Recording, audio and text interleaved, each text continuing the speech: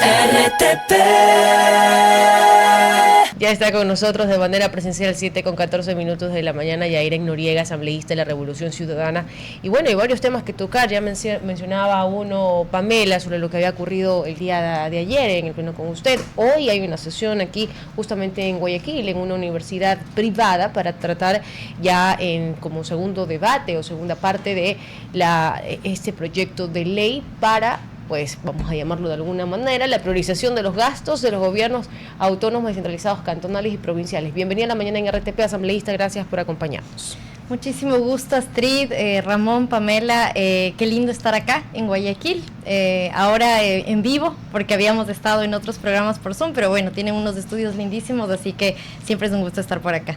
Asambleísta, yo le quiero preguntar justamente de lo primero que indicó mi compañera, lo que sucedió ayer en la Comisión de Seguridad. Yo vi un video que usted publicó y luego lo que publicó Expreso. Usted indicaba allí que el ministro Reinberg había salido de la sala con la venia de la presidenta de la comisión.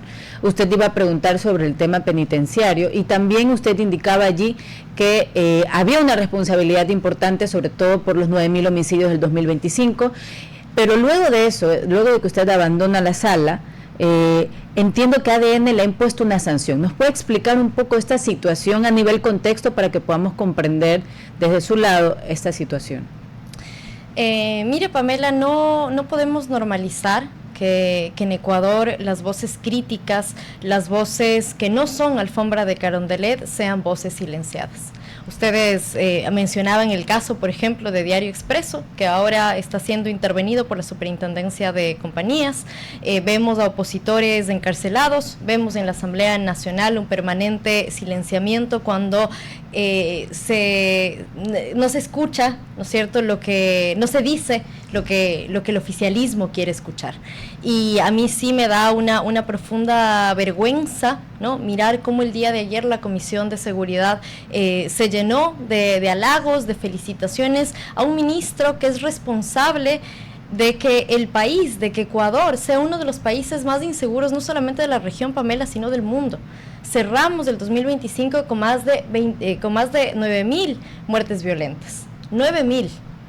Y en ese sentido lo que cabía era respuestas por parte del señor ministro. Ahora mismo dentro del sistema penitenciario existe una crisis de tuberculosis, que además no es una crisis que se queda en los muros de las cárceles, es una crisis que está saliendo ya, de hecho Guayaquil es una de las ciudades más afectadas, porque dentro de la penitenciaría del litoral estamos hablando de un centro carcelario que es uno de los más afectados de los 12 que tienen este nivel de contagio de tuberculosis. Entonces esas preguntas quedaron sueltas, esas preguntas no fueron respondidas por el ministro. Estuvo aproximadamente 20 minutos en la comisión de seguridad, donde, Pamela, le digo, es la primera vez que asiste, la primera vez en todo el periodo, y asistió únicamente para recibir halagos, para recibir felicitaciones, y en el momento en que íbamos a hacer una interpelación, que además no son preguntas que tiene Yairen Noriega, son preguntas que tiene la ciudadanía, que nosotros recogemos en territorio. ¿Cuál es la situación de las unidades de policía comunitaria?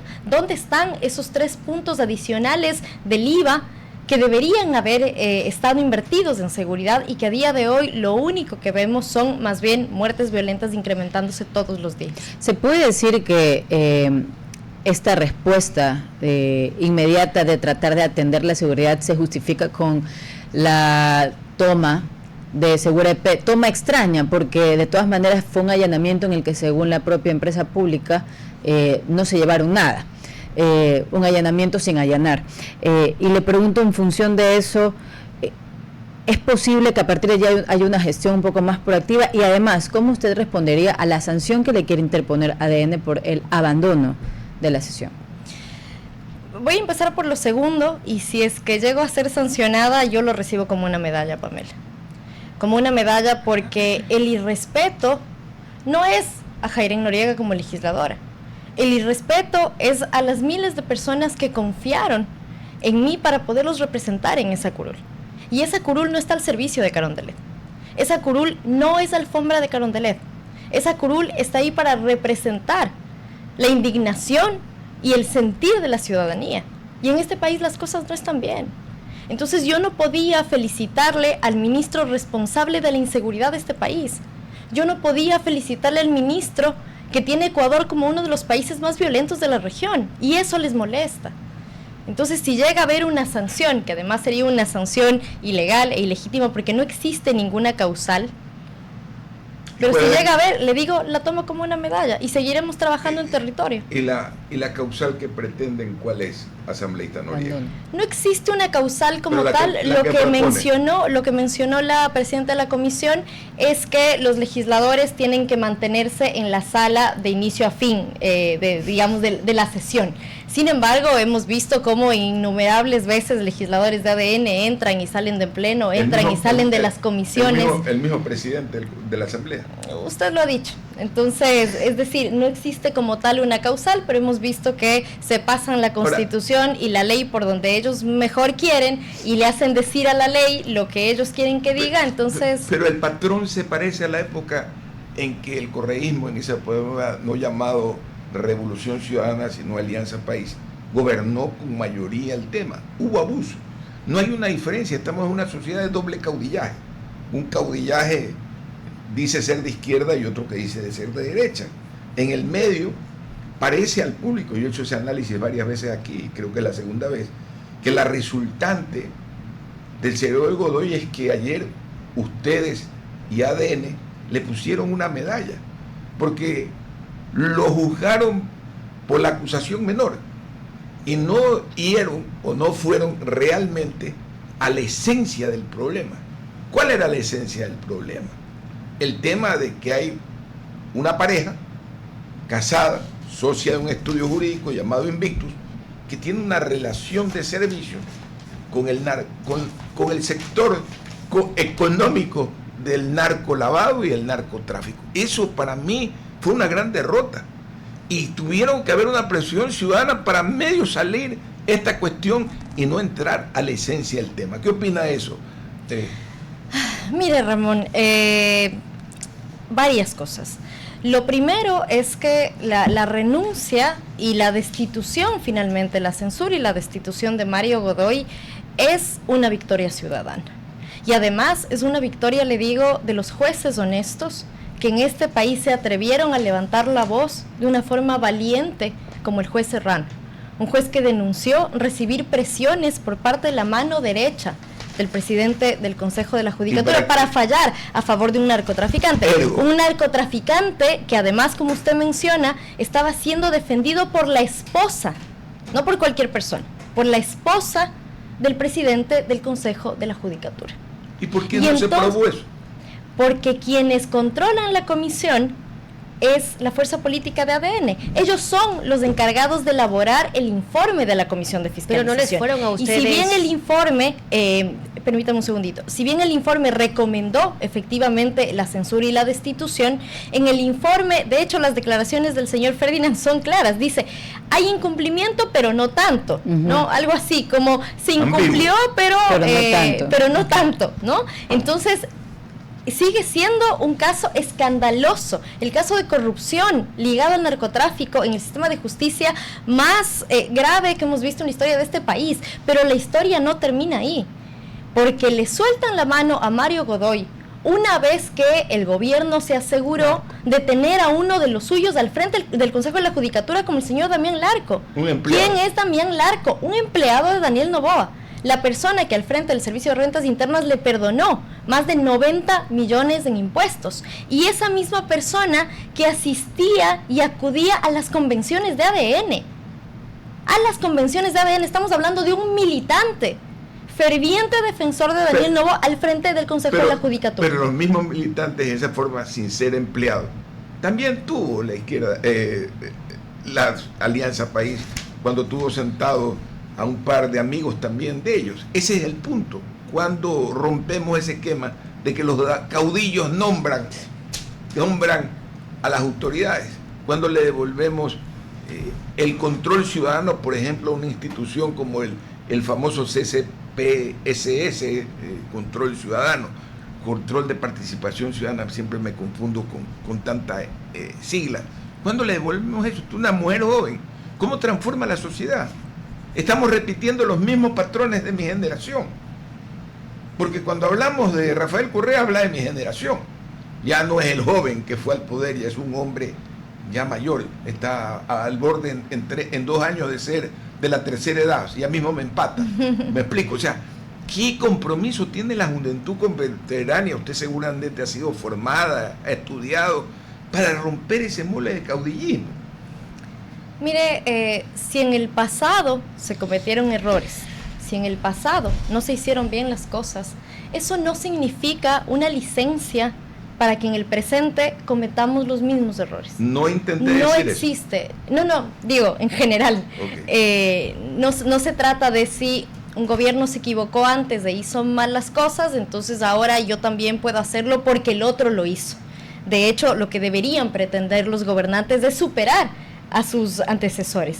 Y creo que eso no está pasando. Más bien, me parece que Noboa retoma las peores prácticas de la vieja política. Él llegaba con una promesa de ser la nueva política, él llegaba con la promesa de representar a la juventud, pero no ha hecho nada más que recoger las prácticas, yo le diría incluso hasta de las peores dictaduras. Porque el día de hoy, tener al alcalde de Guayaquil, una autoridad por elección popular presa, eso ni en las peores dictaduras. Ayer o antes ayer, y ya le paso la palabra a mis compañeras, pero me interesa. Ayer o antes ayer, diario Ecuavisa señalaba que dentro de la Revolución Ciudadana, solo un alcalde se había pronunciado a favor del señor Álvarez, aliado de ustedes. ¿Por qué razón no hay una mancomunidad que defiende al alcalde de Guayaquil de lo que para muchas personas es un atropello? Mire, lastimosamente en este país pasan tantas cosas todo el tiempo.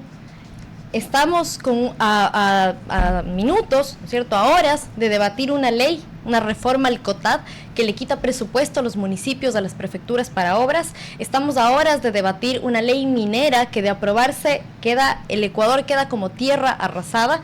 Estamos frente, ¿no es cierto?, a un juicio político también, un escándalo de corrupción en el sistema judicial. El día de ayer nos acaban de clavar 12 horas de trabajo, eliminando horas suplementarias y horas extras. Es decir, pasan tantas cosas en el país que entiendo la dispersión en los temas. Sin embargo, desde Revolución Ciudadana nosotros hemos sido firmes en la defensa de Aquiles Álvarez. Aquiles Álvarez es un preso político porque Aquiles Álvarez es la voz crítica de oposición más fuerte que tiene este país, y a eso le teme el presidente Daniel Noboa, y por eso usa la justicia, esa justicia que a día de hoy le responde directamente a él, directamente a Carondelet, usa esa justicia capturada por el narcotráfico y capturada por el gobierno para apresar a Aquiles Álvarez. Y como fuerza política aliada a Reto y aliada a Aquiles Álvarez, vamos a defender su inocencia y vamos a defenderlo también hasta tenerlo de vuelta al compañero Aquiles Álvarez. Adelante, compañera. Asambleísta, solamente algo que yo le decía mientras usted se refería al tema de Godoy, no quiero hacer la pregunta sobre el tema, solamente precisar. No hubo una interpelación tan contundente como se lo esperaba. Se quedaron sin testigos en el último día de la práctica testimonial, sobre todo en contra del señor Godoy. Me parece que esa fue una falla bastante fuerte dentro de quienes impulsaron este juicio político. Me voy a lo que usted señalaba ahora último, esta reforma y lo que va a ocurrir hoy en Guayaquil. Sé que por parte de la Revolución Ciudadana están mostrando bastantes observaciones sobre este proyecto de ley. ¿Qué tal vez informe de minoría o tal vez qué propuestas ustedes están presentando en contra de lo que ya hemos escuchado, el 70-30 que dice que ya estaba pero que no se aplicaba y que de repente debería mejorarse la calidad de los gastos en los municipios? ¿Cuál es la propuesta de hoy? Hoy simplemente van a escuchar lo del oficialismo y se acabará la sesión. Se prevé que se larga, pero ¿qué traen para Guayaquil y para los otros municipios, sobre todo para esta sesión? Mire, Astrid, me voy a ir un pasito para atrás para que la gente que nos está escuchando tenga un poco de contexto de qué se trata esta ley. Y es que, contrario a lo que nos han querido decir, que quieren hacer más eficiente el gasto público, que quieren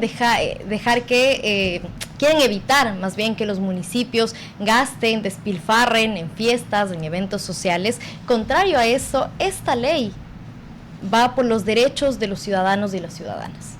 va por los programas sociales, va por el financiamiento al sistema de educación municipal que tienen algunas ciudades, va también por los servicios de protección a las mujeres sobrevivientes de violencia, va también por los programas de apoyo a los emprendedores. Y digo esto porque esta ley, lejos de ordenar las finanzas públicas, es una ley que va a asfixiar a los municipios y a las prefecturas.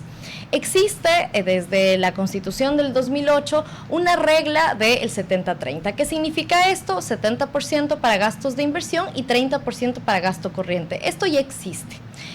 Esta ley no cambia nada en ese sentido, pero lo que sí hace es reordenar las partidas presupuestarias para que ahora se conocen como partidas de inversión, para que pasen a ser partidas de gasto corriente. Y ahí yo le voy a dar rápidamente unos ejemplos de esas partidas. Por ejemplo, la partida 71, que habla de egresos en personal para inversión, que es una partida que se encuentra ahora como gasto de inversión, pasa a ser gasto corriente. Una partida de transferencias o donaciones para inversión pasa a ser gasto corriente. Partidas para egreso en informática, partidas para contratación de estudios de investigaciones. Todas estas partidas que ahora se computan como parte del 70% de gasto de inversión pasan a ser gasto corriente. Pero recordemos que ese gasto corriente tiene un techo muy bajito, que es del 30%. Entonces, por ejemplo, si usted el día de hoy, como pasa en el municipio de Quito, tiene varias escuelas y colegios municipales que se financian con gasto de inversión, con este cambio en la ley ya no pueden ser financiadas con gasto de inversión. Bueno, tendrán que bajarle un poco tal vez al presupuesto de comunicación. Muchas veces es bastante inflado. Y en Quito lo demostraron en el pleno y en la comisión, incluso consta también ahí dentro del proyecto. Mire, se pueden hacer correcciones, sin embargo el municipio de Quito a día de hoy cumple con la regla del 70-30. Cumple con la regla del 70-30. Pero si usted cambia ciertas partidas, ¿no es cierto?, del gasto de inversión y las pone en gasto corriente, automáticamente usted va a incumplir la regla del 70-30. Es imposible que usted cumpla si es que, imagínese, estamos hablando de un 70% que se le quita la posibilidad de financiarse con esos recursos y pasa a financiarse solamente con un 30%, entonces automáticamente estamos hablando de escuelas y colegios cerrados, estamos hablando de programas sociales cerrados, porque además la concepción de la ley es muy restrictiva y hasta, digamos, ingenua, ¿no?, de pensar que el gasto de inversión son solo la construcción, levantar paredes y eso es inversión, levantar obra pública y eso es inversión. Para hacer obra pública usted necesita, por ejemplo, estudios. Esos estudios están siendo eliminados del gasto de inversión. Para construir usted una carretera necesita contratar personal. ¿Y sabe qué están haciendo? Están eliminando esas partidas de contratación de personal.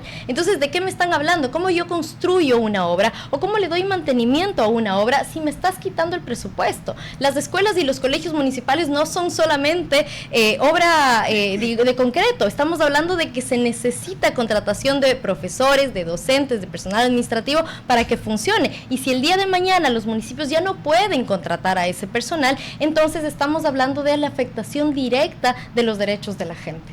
Tengo un minuto más y no sé si mis compañeras tienen una pregunta más. Una sobre el COTAD, pero usted siga, don Ramón. No, por favor, usted primero. Estamos en año preelectoral 2026 y, digamos, todas estas reformas de alguna manera van a simbolizar lo que sucede realmente con el electorado, que hace generar constantemente atajos mentales, es decir, esto que antes me daba el municipio ya no me lo está dando. Entonces podría tal vez inferirse que el hecho de que se generen este tipo de situaciones tal vez malogre la imagen municipal para evitar ciertos procesos electorales o reelecciones de ciertas autoridades. ¿Usted considera que esta propuesta también tiene un trasfondo electoral que de alguna manera podría minar la imagen reputacional de los municipios, porque la gente no se va a preguntar quién me está quitando qué? Yo podría hacer al menos 3 lecturas digamos, del trasfondo de esta ley. La primera es un trasfondo económico. Esto es una tarea del Fondo Monetario Internacional. Así. Porque desde el 2019, que volvimos al Fondo Monetario Internacional, se nos han impuesto una serie de medidas económicas, entre ellas, y tal vez la más importante, de ajuste fiscal. y ese ajuste fiscal va ahora en contra de los gobiernos autónomos descentralizados y va a tener un impacto directo en la gente. Estamos hablando de un prejuicio aproximadamente de $1.000 millones para los gobiernos autónomos descentralizados, que no es una afectación para el prefecto, la prefecta, el alcalde o la alcaldesa, es una afectación directa a los derechos de la gente. Entonces, la primera lectura es esa. La segunda, que tiene que ver con un tema político en dos sentidos. Por un lado, lo que usted menciona, en año preelectoral se verá, la conexión será: el municipio cerró un Quito Guaguas, del municipio cerró tal colegio o tal escuela sin, lograr, ¿no es cierto? Y ahí creo que es importante la pedagogía de explicar por qué está pasando esto, y es que estamos a puertas de, ojalá que no, pero tal vez aprobar una ley con estas magnitudes. Y por otro lado también se convierte en una herramienta de presión política, porque a día de hoy no es que no se controla la regla del 70-30, la Contraloría controla la regla del 70-30, pero el día de mañana... Bajo otro código contable. Es decir, lo que quieren hacer es un cambio de código contable. Exactamente, una reorganización de partidas. Pero si determinan que no se está cumpliendo el 70-30, se establecen responsabilidades a nivel de la Contraloría. Pero a día de hoy, si es que se incumple esa regla fiscal, la afectación va directamente a la gente, porque se recorta automáticamente recursos por parte del Ministerio de Finanzas. Entonces, es el Ministerio de Finanzas que además va a decidir incluso sobre los propios recursos que producen las ciudades. Y esto a Guayaquil le debería importar muchísimo, porque hay municipios pequeños que únicamente reciben recursos del Estado, y esa regla fiscal que ya existe, el 70-30, se aplica únicamente a los recursos que son recursos del Estado. Con esta ley, esa regla va a ser para el total. Es decir, los guayaquileños y las guayaquileñas ya no van a poder decidir en qué se invierten los recursos propios. No estamos hablando de los recursos y las rentas que reciben por parte del Estado central. Estamos hablando de los recursos que producen ustedes, que producimos los quiteños y las quiteñas. Entonces hay una afectación directa ahí, y le vemos a un ministro de Finanzas y a un presidente de la República además hablándonos de eficiencia en el gasto público. ¿De con qué cara me pueden a mí hablar de eficiencia del gasto público cuando tienen una subejecución presupuestaria vergonzosa en un sector tan en crisis como es el sector de la salud? Tú no me puedes hablar de eficiencia en el gasto cuando tienes un gasto de $130,000 para arreglar 3 baños en Carondelet.